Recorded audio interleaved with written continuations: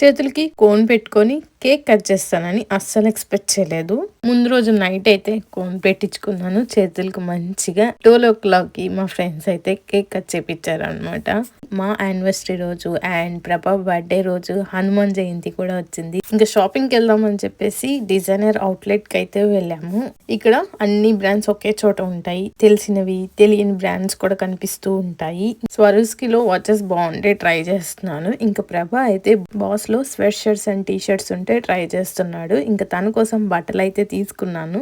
And ఆ రోజే రాకాస movie premiere show అయితే వచ్చింది అనమాట. ఇంకా షాపింగ్ కంప్లీట్ అయిపోయాక మూవీని అయితే ఎంజాయ్ చేసాము. ఆ రోజు సర్ప్రైజింగ్ ఏంటంటే థర్స్డే అండ్ హనుమాన్ జయంతి కాబట్టి మేము ఎవ్వరం నాన్ వెజ్ తినం.